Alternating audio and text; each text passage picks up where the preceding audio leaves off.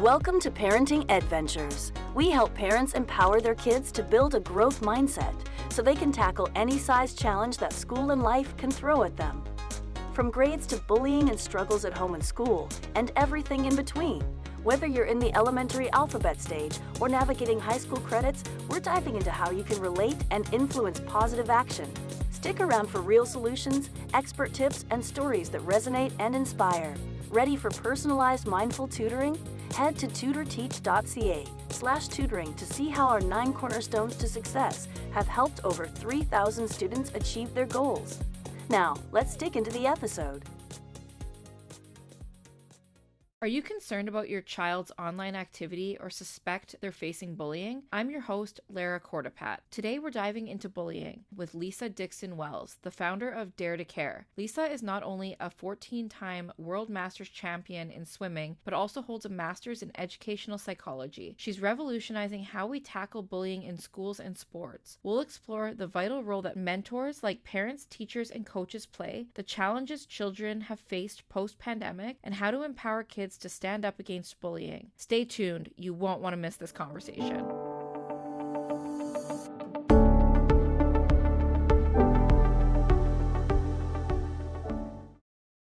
Thank you for joining us today, Lisa. So let's start from the beginning. Walk us through the moment you decided you needed to start Dare to Care. What was the turning point that made you realize this was something you needed to pursue? Well, it's so interesting.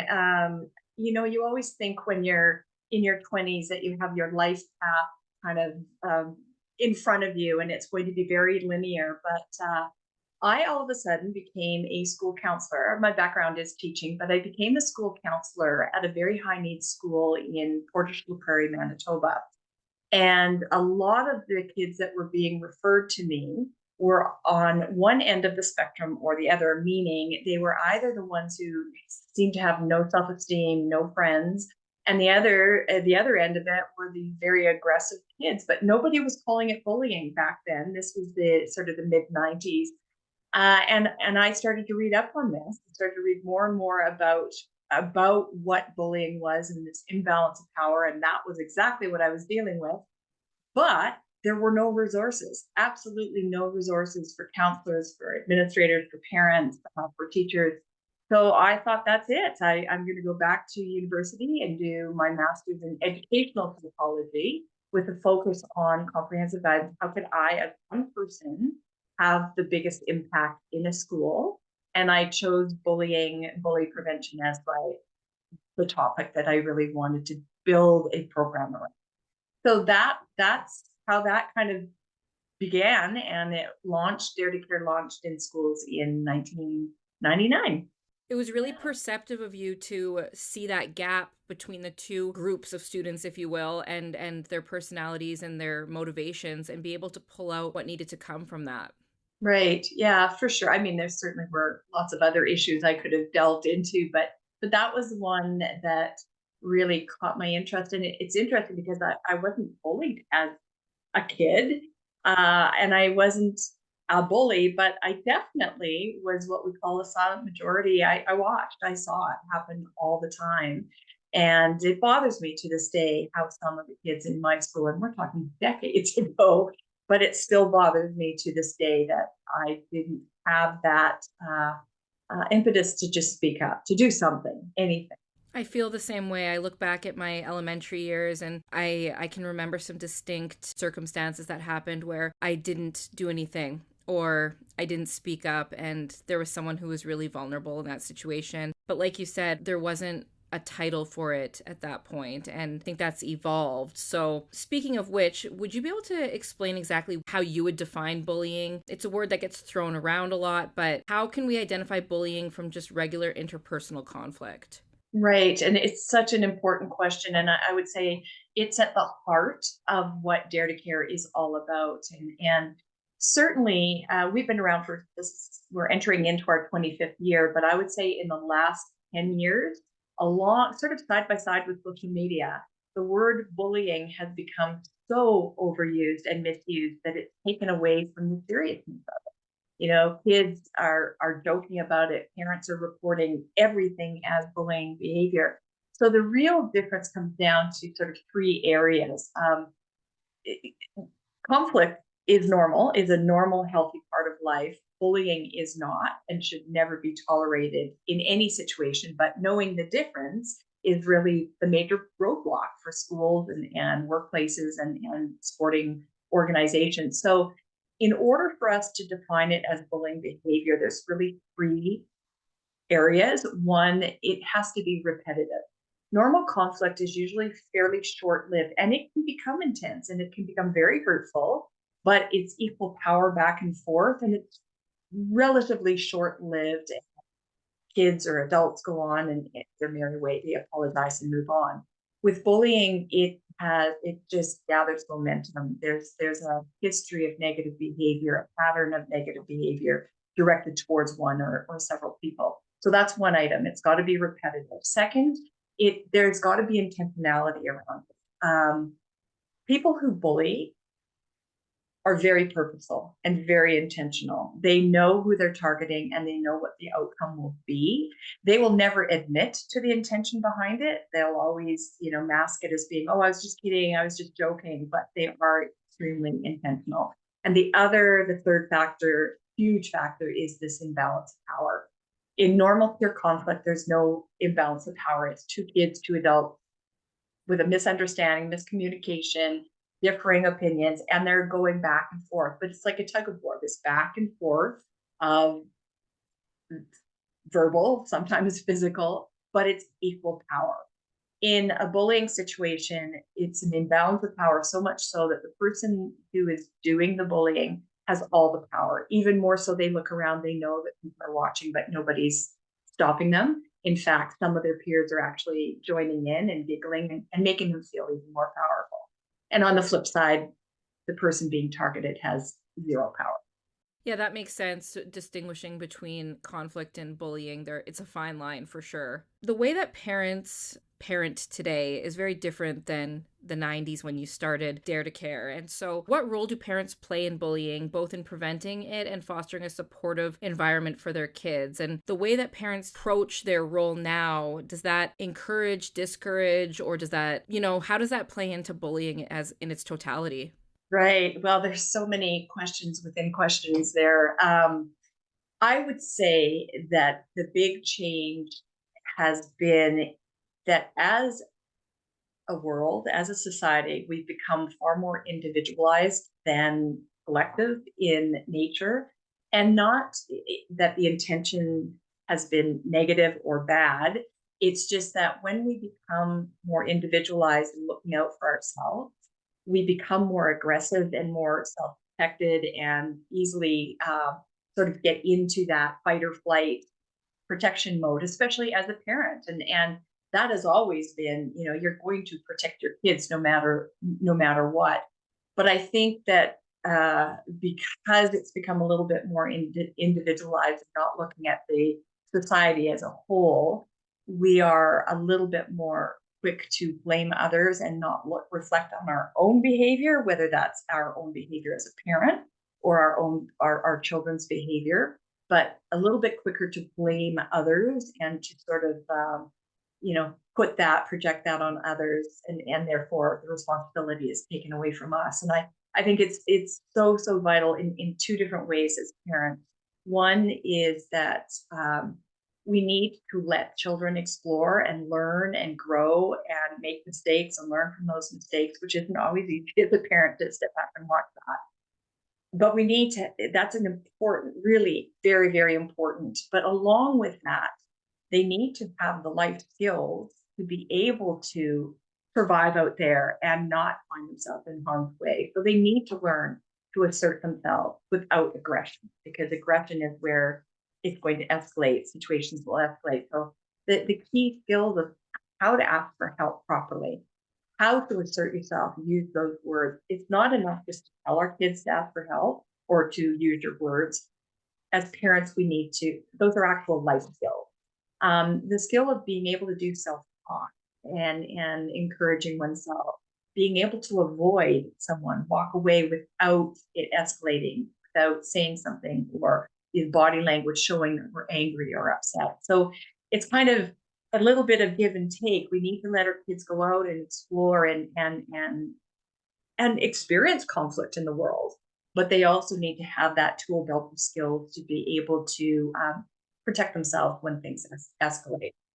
With our kids, we give them little, not scripts, but little key sentences, when someone might be acting with what they perceive as aggression, that they turn it around and say, how can I help you? Can I help you with this? Is that something that you would suggest, that we give key words or key sentences to use? For sure. We can teach skills all we want, but if we don't make it relevant to the kids in their world and situations that might occur for them, or occur to them, then it's kind of a lost skill. So we do a lot of role plays in Dare to Care. We teach this tool belt of skills, but rather than just teaching, we then do role plays in different scenarios. So just like anything, the more the kids practice these and have some key words that are posted on the fridge to remind them, or on their mirror in the bathroom, the more they have these tools, the more confident and confident they'll feel. And it can feel uncomfortable. They're words and sentences that feel out of the norm for them to be using. And so that's where there's a bit of a blockade for them.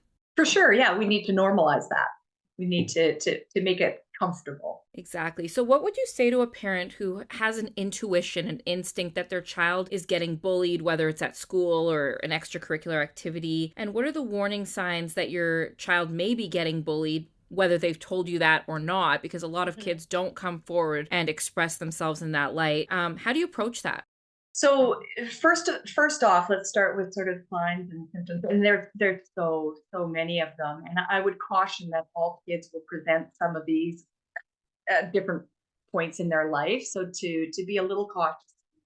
If you notice, however, that your child over a period of time there's some personality changes, they're spending a lot of time on their own in their bedroom, all of a sudden the friends that they used to have are not part of their world, they're not being invited to things, nor do they want to invite kids over. Those are big red flags. Obviously, sleeping issues. The regression is a big part, actually, of children who are chronically bullied. So I'm talking, that this has been going on for several months or longer. Regression could be as severe as bedwetting, as night terrors, as clinginess, so social anxiety, not wanting the parents to leave the house. Like some of those things naturally happen with different kids in different stages of their lives. But as a parent, I think it's really important to be aware of these changes and not to fluff it off as just something, they're just in a bad mood or had a bad week at school. So the next step is opening up the lines of communication. I would really, really almost warn parents to not directly ask their child if they're being bullied. The fear is too great. There's shame attached also to being the target of bullying. So I think it's important for parents to gently open up the conversation by sharing their own stories at the dinner table, or talk about things that they've read. Go for a drive and share stories. Going for a drive is, I think, the best way of getting a good conversation from your child. But yet, open up the conversation with different stories. Talk about your own experience as a parent when you were your child's age. Then you can say, and how about you? Have you been experiencing any bullying? Or start it broad. Is there bullying at your school? Is there bullying at your swim club? Who's involved? Where does it happen? Just ask general questions and then slowly narrow it down to, and how about you? How are you doing? And I think parents are pretty good intuitively to read their child's sort of body language at this point. But again, going for drives is a great way of getting information. Also, if you're carpooling to sports or to school, really listen to the conversation in the back seat with the children in the back seat. That's when they're sharing a whole lot of information, because you're in the front seat. They don't think you're listening. You can get a lot of information from that. So if, as a parent, you suspect or your child has come to you and said that they are being targeted, that they're being bullied, first and foremost, and this sounds so obvious, but listen. Do not try to fix it.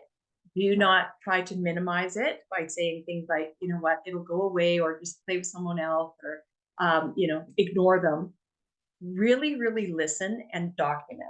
I can't stress enough, the documentation is what's going to make the difference between your child getting help and just sort of it being possibly excused as being just normal peer conflict. Document who's involved, what they're doing, and when it started to the best of your ability. So from what I'm hearing, creating a relatability factor to start is really important in opening up that dialogue. Absolutely. I mean, I can't think of many other situations. Well, I can, but pretty severe situations where you really do need to build trust, even if it's your own child. But as a coach, as a teacher, building that trust, these kids, I mean, they've seen it over and over and over again when somebody has reported bullying and it's not been dealt with properly and makes the situation worse. So why would a child risk their own safety in reporting it when they don't think that the parent or teacher or coach, employee will take it seriously? And that I think speaks to why Dare to Care has been so successful, because our program over the 25 years is not about just working with the kids, whether it's in sport or in school. It's about working with the parents, working with teachers, administrators, bus drivers, with coaches, with everybody who are involved with those kids. Everybody needs to know how to handle it quickly and effectively. You have to mentor the mentors as much as you're mentoring the children. They go hand Yeah. in hand. Yeah, it's got to be a systemic approach to see any sort of shift in culture for sure.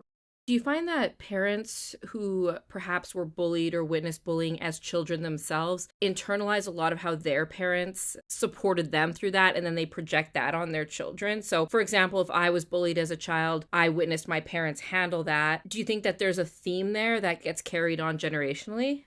Well, I think so, just naturally. I think that's almost human nature, even when we try to fight against it, that we don't want to grow up to be our mom or our dad. I think there's a natural part of that. But we also have to remember that this is still relatively new in terms of intervention and prevention, and that our parents may not have had the tools, the skills, the education that we now are privy to. I mean, it's everywhere. Just search it online. There's certainly no lack of resources. So yeah, I do think that we naturally just kind of fall into that pattern of what we know. But I would challenge all parents and say you don't need to. That there's the education is out there in any way, any format. There's lots of workshops, lots of online articles, lots of support in this area nowadays. And things have changed so much. I know that the way that I parent my children really is very different than my parents parented me, and they question that sometimes, question the trajectory of my decision making. It seems normal to all my peers, but for the older generation it seems new age and a little bit foreign to them. Yeah, yeah. It's always this pendulum. It always has been of going too far in one direction. When my just a little anecdote, when my kids were very, very young in the 90s, it was the era of self-esteem. No matter what, you need to protect your child's self-esteem. And one of the big things out there, the big sort of tools that parents were being told is never say no to your child. Find softer ways, but never say no. Well, as soon as your children start walking and they go from crawling to walking, that word no is very, very important.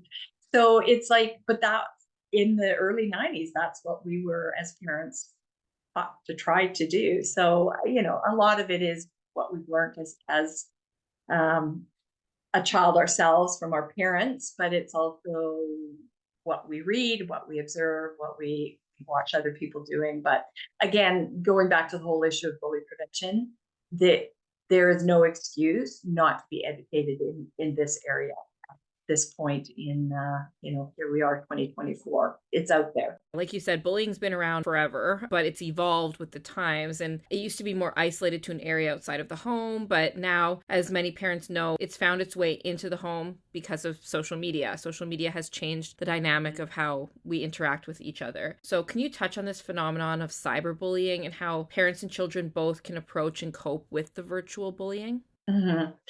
Yeah, and there's a quote. I don't know who the quote is from, and it's one that I saw about 15 years ago that just has always resonated with me. And it's that children are growing up in a digital playground, but nobody's on recess duty.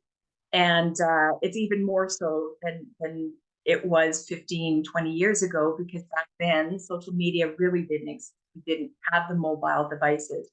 And it really easy as a dare to care facilitator in schools working with parents. I would always say, uh, back in sort of 2005, 2006, when we first started talking about cyberbullying, and hey, make sure that your one computer in your home is in a high traffic area so that you can observe and you can watch and you can see and see what your kids have been up to. Well, now, it's no longer a one computer home. Everybody's got their own devices. They're in our home. So first and foremost, and this is a hard one, this is a parental decision that I think if as a parent of young children, you make this a standard when they're young, it won't be a problem when they're older. But no internet access in the bedroom, period.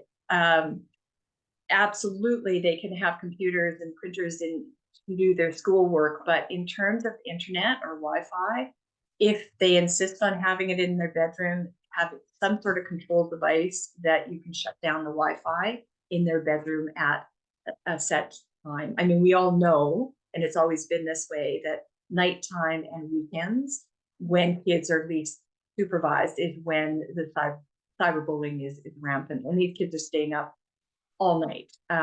They're being texted all night long, Snapchat groups all night long.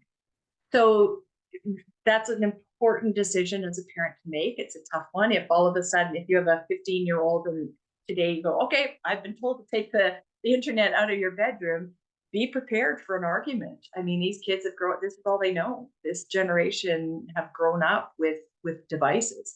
But as a parent, you're paying for that device, you're paying for the Wi-Fi, and really it is a responsibility of a parent to safeguard our children. The other thing is to have a really good discussion with your children at any age about who they're following and who they are allowed to follow them. Because in this day and age, you're guilty by association as well. If you are following a very inappropriate person or influencer and you're commenting, and that can backfire on you. And the last, in terms of parents, is that a two-way contract. So I think as parents, we should all have a contract on usage of devices in our home. And every parent, you know your kids best, so you can determine what that contract is. How much time they can have gaming each week or on the weekends, what time Wi-Fi shuts off at night, that type of thing. That's on the contract. But what makes it a two-way contract is this promise as a parent that if your child comes to you, you will not take their device away. That two-way contract is absolutely critical, because in all of the students we have talked to over the years, the reason they do not let their parents know what that black hole they've fallen into in the terms of cyberbullying and cyber world, they do not let their parents know because of that fear that the device will be taken away. And we've all heard that term FOMO, fear of missing out. This is true. This is a reality for these kids. So they'd rather suffer through it than to let their parents know, for the two-way contract. Having these conversations, and as parents taking control, your kids actually will appreciate you taking some control and taking some of that temptation away from them.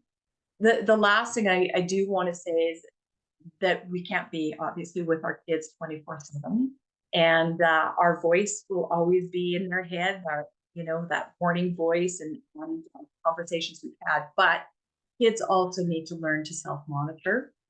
And so at Dare to Care, we have something called Three Door Challenge, and it's a poster that we share.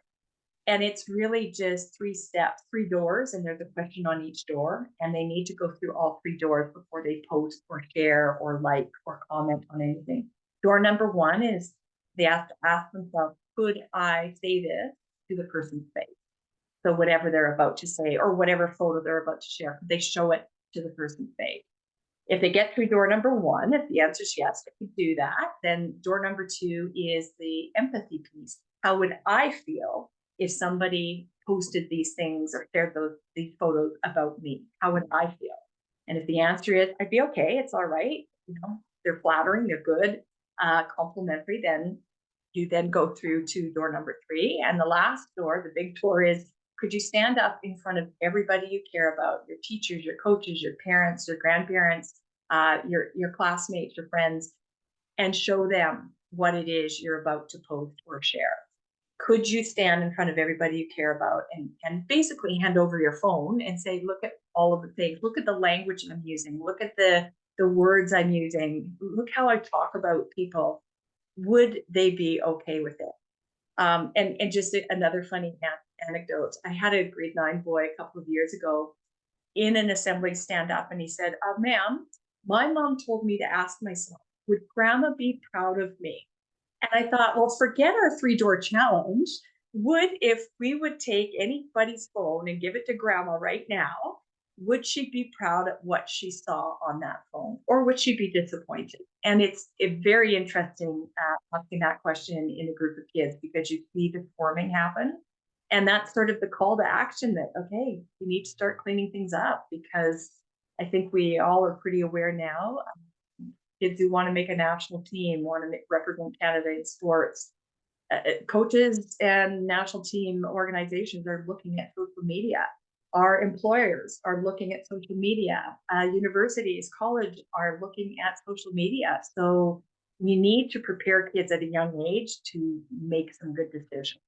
Those are 3 heavy doors, and I bet lots of children and adults wouldn't even get through the first. And, younger children don't have the foresight to see how what they put online does stay forever. Even if they delete it, someone may have screenshot it. It might be embedded in somewhere. And that's haunted politicians, actors, people that we all look up to, who all of a sudden their dirty laundry is coming out, and it changes your perspective of them. And like you said, it is commonplace now for employers and for universities and for headhunters to go and just take a little bit of the extra step to check who they're hiring or they're interacting with. And so anything that you post could come back to take away opportunities for you or change the way that someone looks at you.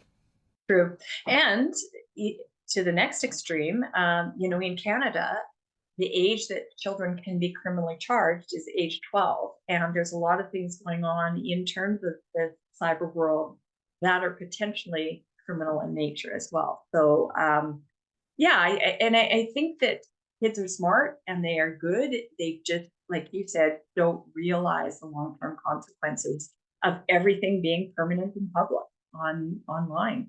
And there has to be some sort of accountability on the adults that they're surrounded by when they see us on our devices and whatnot and how we're interacting with others, and then they mimic that to a certain degree. So not only are they getting wrapped up with their own age group and perhaps older, younger, but they're seeing how we treat our devices and the social media that we're on.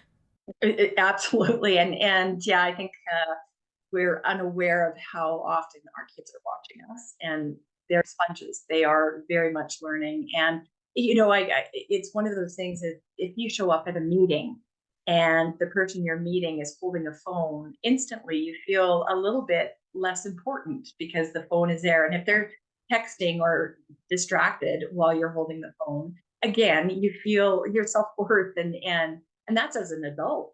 So for kids to feel that way with their peers or with their coaches or teachers or parents, I think that there needs to be a little bit of awareness of as adults, our own use and misuse of these devices. We need our own education program as adults because we were just thrust into that world. I know Dare to Care has worked with sports organizations and that you have sports-specific bullying programs. How does the approach to bullying prevention differ when addressing it in the context of sports? I know that you have a background of being an athlete yourself. How has that helped shape Dare to Care's approach and programs? Well, it's interesting because for 19 years, we were exclusively working with schools. And then in 2018, we were asked to do a pilot project with one of the largest swim clubs in Canada. And I jumped on that because it was I was a competitive swimmer growing up, and it was my alma mater. And how great to marry my 2 passions, bullying prevention and swimming, sports. And it really was not a big stretch to adapt the program to sports because the definition is the same. What we as coaches and board members and parents in sport need to do is exactly the same. The skill set for the kids is exactly the same. I would say the biggest difference was, and still is, in many ways, that bullying in sport has become normalized.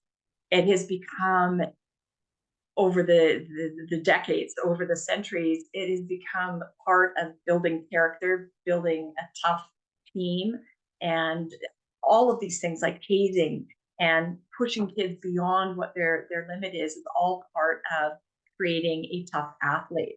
But now, with all of the research around high performance athletes, elite athletes, and burnout and anxiety, everything that goes along with the pressure of being a top athlete, I think coaches and organizations at all levels, at the club, provincial, and national level, are realizing that sport is about creating the whole athlete. It's not about winning.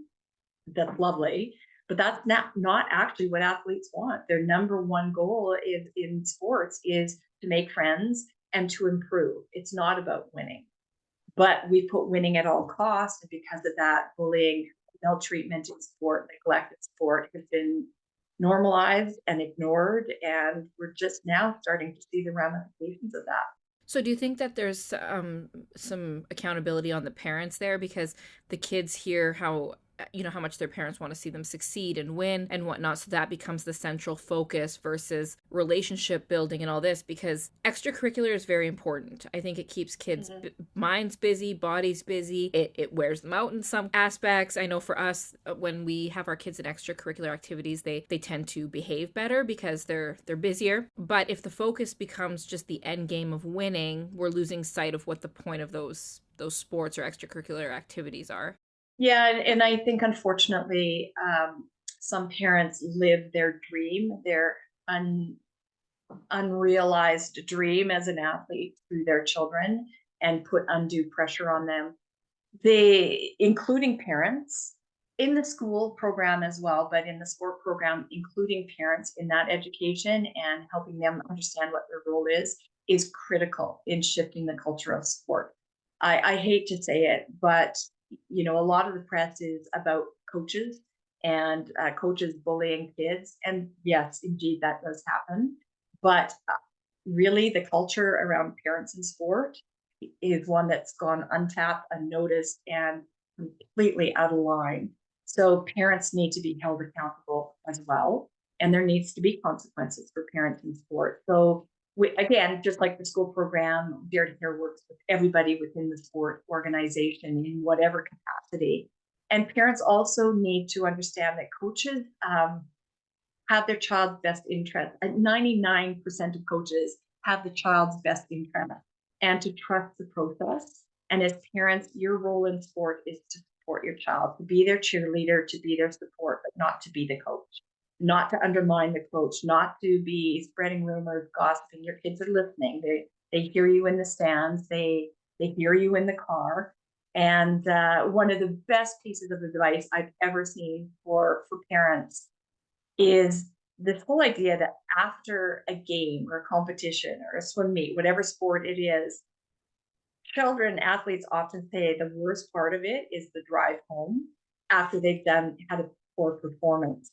And the best piece of advice I ever heard is, as parents, your kids have had the conversation with the coach. They know what they've done wrong. They know what they need to work with.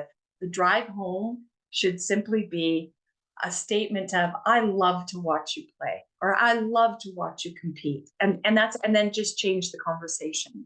Take that pressure away from kids, which is hard because as parents, we do want our kids to succeed, but that added pressure is doing the absolute opposite.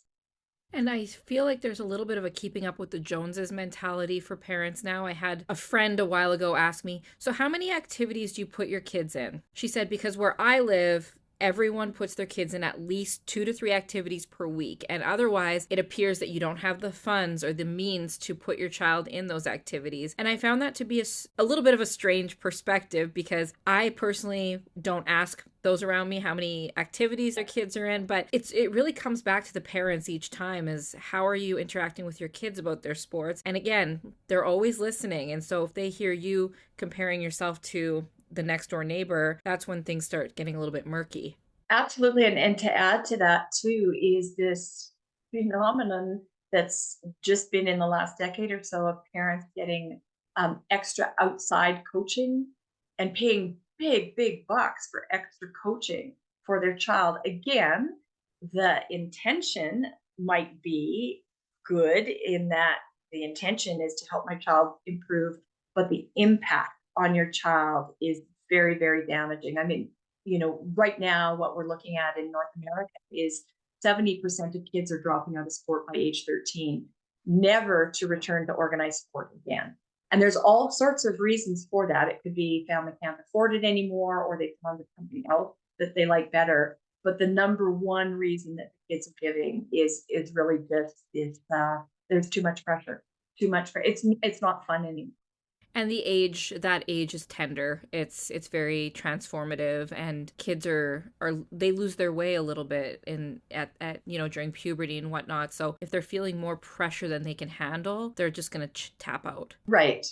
And they see their friends, especially I'm going to generalize here, but I would say sort of age 13, 14, 15, when kids see their friends going out more and being more independent and feeling very much they're missing out. Your kids in sport might really plateau for a couple of years. That's okay.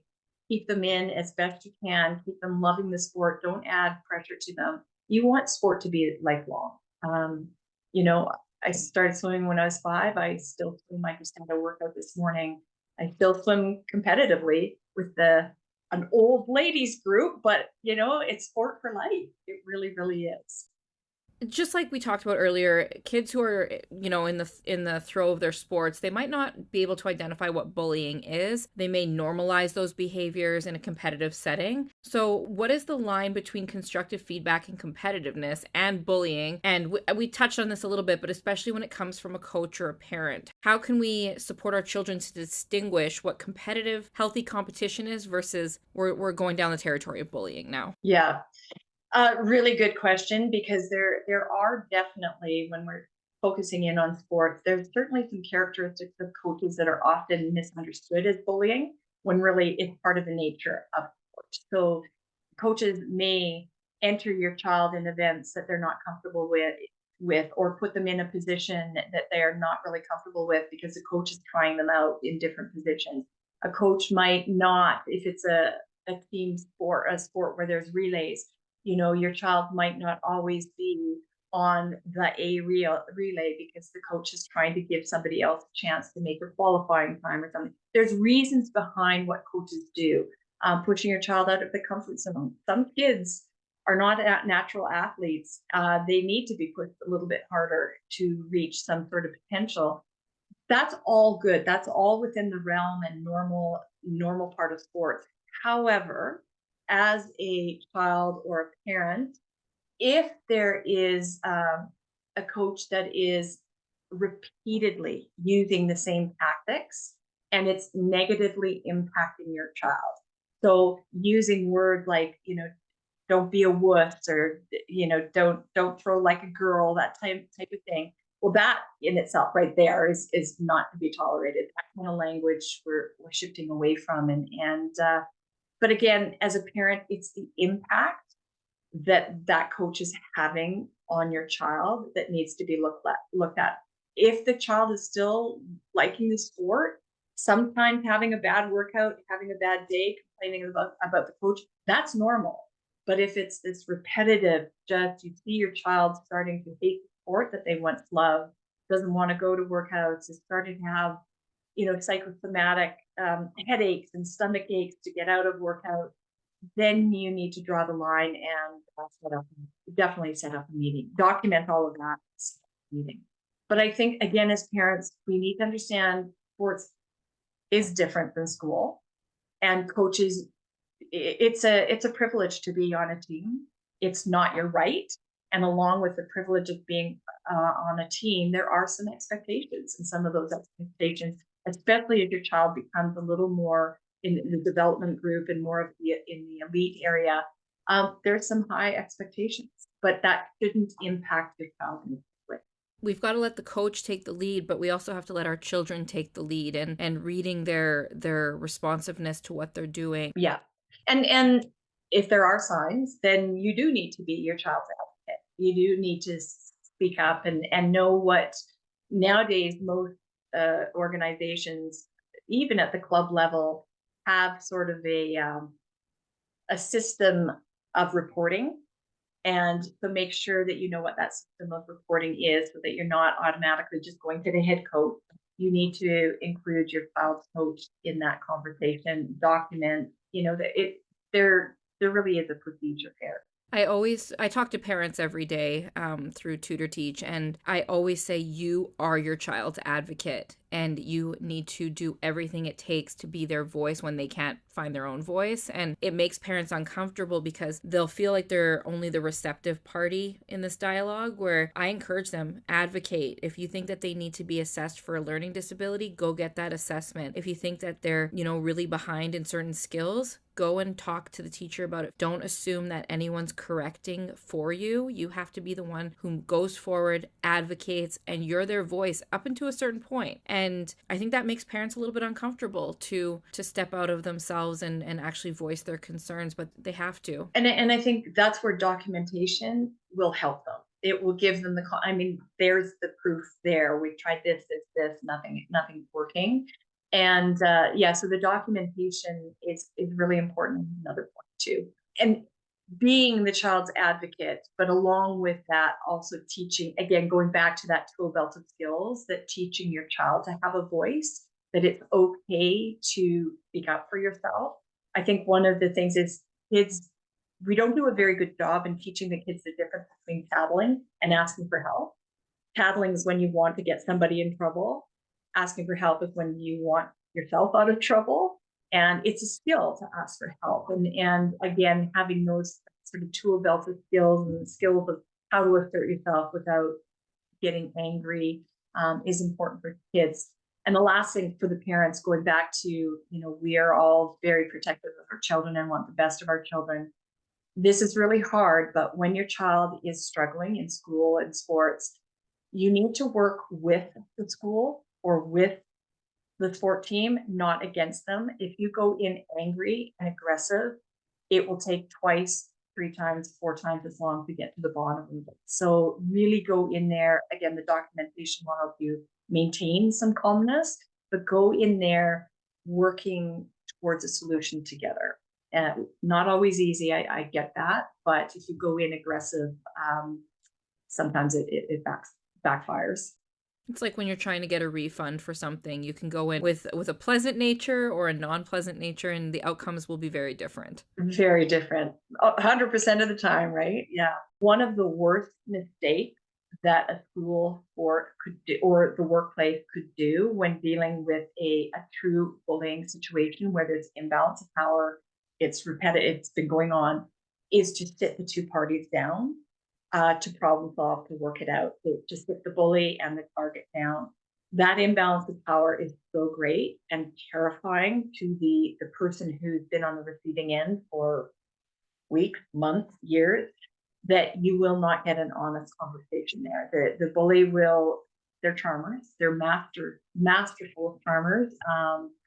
And they spin the truth, and usually they get to speak truth. It's kind of it's kind of human nature. We go to the aggressor first to tell their side of the story.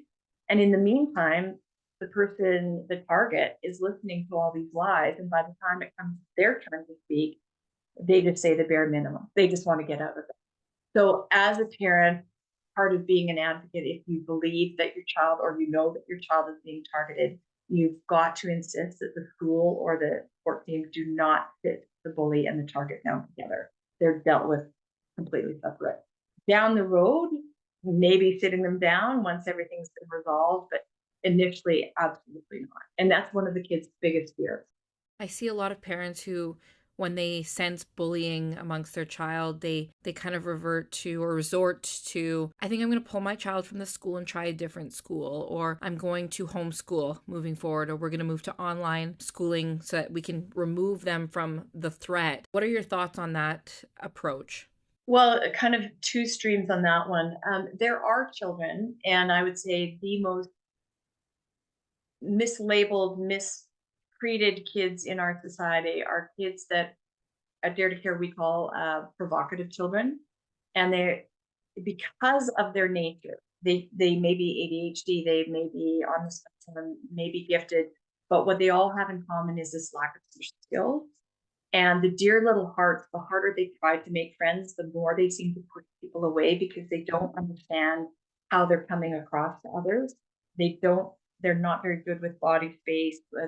They don't read body language. So when somebody's getting upset with them, they don't pick up on those social cues. And in the case of those children, what they really need is social skills, help with developing social skills. Removing them from one school to another, they're just going to be the target in the next school and the next school and the next school. So that's social, recognizing that in our children, that it's social skills that they're lacking. And that's what's kind of putting them in the limelight. I don't want to say the limelight, but putting them in the center of the bullying is this lack of social skills. Well, social skills can be taught. And as parents, that is one area you need to advocate for, is getting social skills support for your children. They won't just learn these social skills on their own. They really do need one-on-one and small group work in that area. So for those kids, removing them from one school to the next is just, it just makes it so hard for them. They're trying so hard to make friends in one school, and then you move them to a new school, but the problem is still there. And I'm not blaming them at all. I'm just saying there's a reason that some kids are targeted. It's got nothing to do with the way they look, it's their reaction. And kids that lack social skills tend to overreact and draw negative attention to them. So, and in the case of another child that maybe the parents have done everything they can to change the school, to have the school help them, and the school just hasn't been able to help them, then yes, I would say that, you've got to move your child. You've done everything you can. And if it's not about social skills, there's nothing to work on with your kids, then sometimes that's the only option. And it's unfortunate because schools should be stepping in and helping. We've done a lot of gap analysis from the pandemic, the fallout of the pandemic with our students and how it's impacting their confidence and just general skill sets in school. Have you noticed any trends in bullying post-pandemic given the social restrictions that were in place during that time?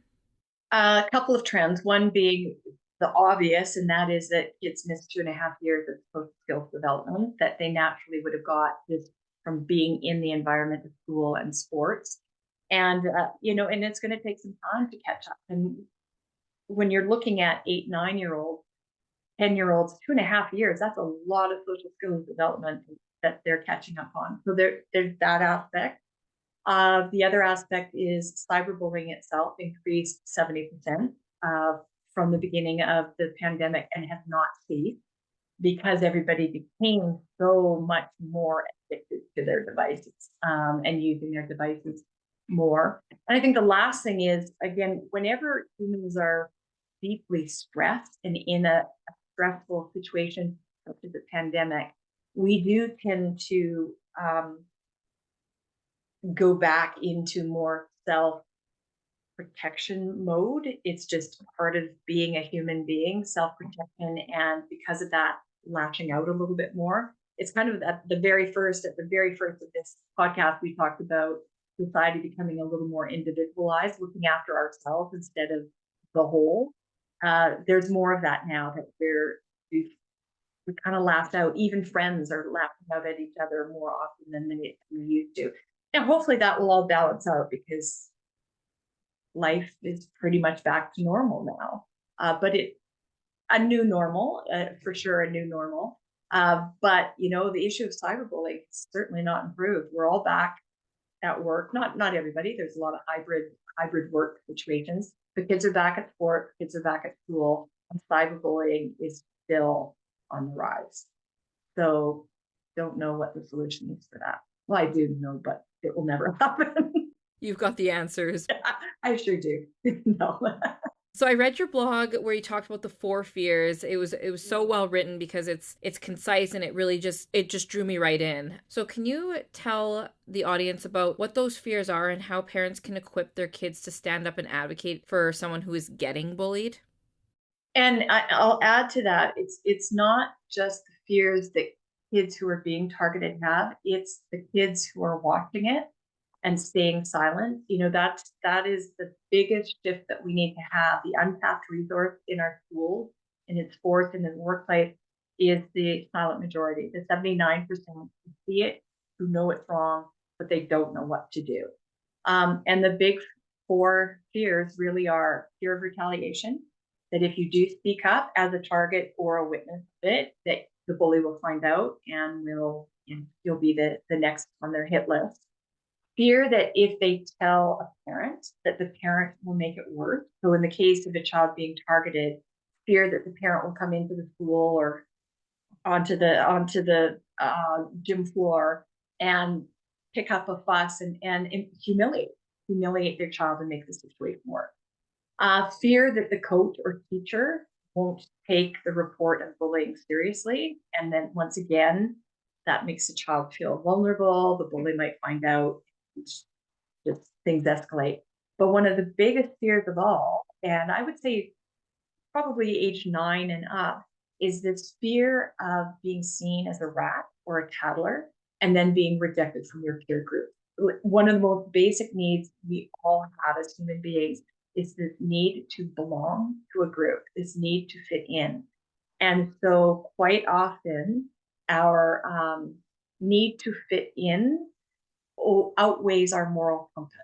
So if we're witnessing bullying, our need to stay neatly in our group outweighs our desire to go tell an adult somebody can help. Or as a target, our need to just lay low and not draw any attention to ourselves outweighs this desire to go and ask for help.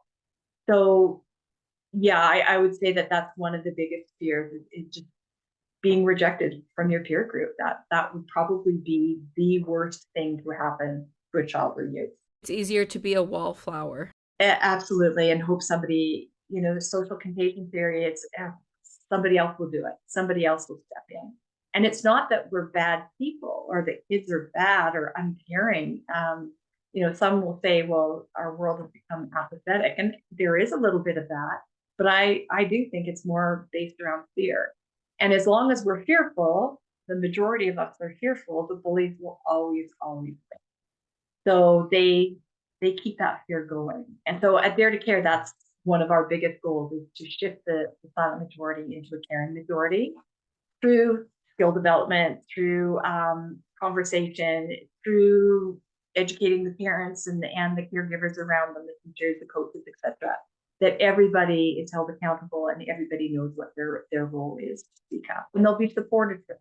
And I think that it sounds to me like your mission is to support the bullies in their actions as much as the bystanders, as much as the victims. Like there's lots of different parties involved here, and they all need to find their voice, because the bully, usually it's not coming from a horrible, malicious place. It's just that they've lost their way a little bit. Yeah, I would argue that a little bit. That I really would. There's a sort of a myth out there. It's not sort of, it is a myth that kids who bully do so because they have very low self-esteem, and they do that to feel better about themselves.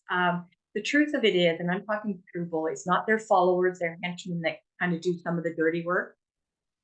True bullies actually have a very inflated self-image, and why not? They get what they want when they want, and nobody's going to stop them. And it is a learned behavior. No child is born with a stamp on the head. You shall be a bully. You shall be a bully. It is learned, and primarily learned at home. So it's never surprising for those of us in the teaching world or coaching, when you have to deal with the bully and the parents, that you see very quickly the apple doesn't fall far from the tree, that this is how the child has been raised, and this is their thought process, sort of thinking.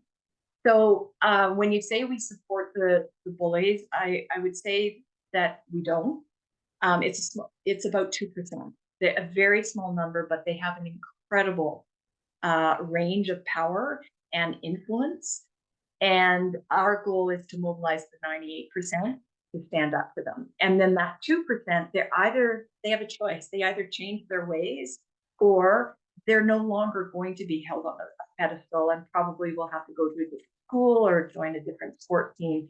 But it's really about stopping tiptoeing around the 2% and reclaiming our community. It's a loud 2%. Very loud, very powerful. That's interesting because in my mind, and I'm sure a lot of people will resonate with this, I was coming from the perspective that a bully lacks self-esteem, self-worth, doesn't quite know who they are, what have you, and right away you debunked that. So if I'm thinking that from a parent's perspective and whatnot, a lot of people probably think that. And so they're trying to figure out which court to be in and how to help that. And I think just to clarify, or what makes it confusing is, again, the followers, those kids that want to be part of that group and led by the bully, because bullies are charmers, as I said, and they can be really great leaders. They just choose to do it in a very negative way, and they attract others. And the ones that they attract typically do have low self-esteem and typically do the dirty work for the ringleader. So if a sense of belonging, and again, they do have guilt, where a true bully, that 2%, feel no remorse. They're doing what they're doing because they feel like it's their right to do it. But their followers, the ones that are doing some of the dirty work, do feel guilty and do have remorse. And it does weigh heavily on them. They're the ones that at the high school reunion go up and apologize to people because they never felt good about it, but their need to fit into that group outweighed their moral compass. So it is confusing. Bullying is such a complex issue. And I think, at Dare to Care, we've tried to break it down into these really understandable chunks so that everybody does truly understand where their role is, where they fit, and what they need to do to help improve the culture. That's really good information, and I think it gives perspective on all the different involved parties, because it's not a standalone action. There's the bully, the receiver, and then there's the bystanders, and everyone has a role to play in that dynamic. So how can people listening to this reach Dare to Care or access your services? Yeah, well, we've just updated and rebooted our website. So our website has all the information you need about the sport program, about the school program, and our history. So it's just at www.daretocare.ca. You can reach out to me. I am the founder and executive director of Dare to Care. So Lisa at daretocare.ca. Excellent. Well, I think you shine such a huge light and force into this kind of taboo world where people stay away from this subject because it's uncomfortable to talk about. It's hard to confront. We don't know how to confront it. And so I think that you really brought a lot of good advice and tips to the whole idea of bullying. Is there anything else that you would like to share to parents or to coaches or to schools to kind of help mitigate the amount of bullying that's going on right now? It's really going right back to the beginning. A statement I said is, conflict is normal, bullying is not, and should not be tolerated in any environment. And as adults, we need to be a little bit more aware and be a little bit more cognizant. Listen to your gut. If it feels wrong, it probably is.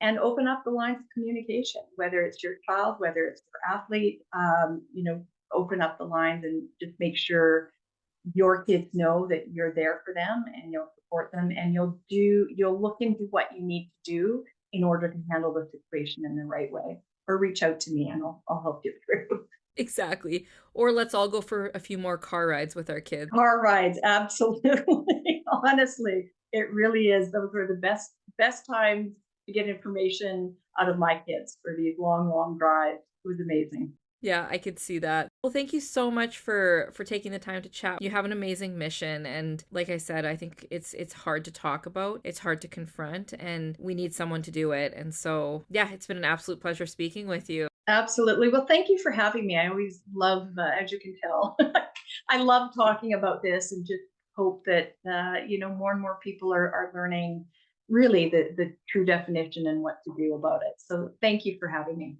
Thanks, Lisa. Thank you. And that's a wrap for this episode. Thanks so much for joining us on Parenting Adventures. Remember, you're not alone in this journey, and we're always here to help.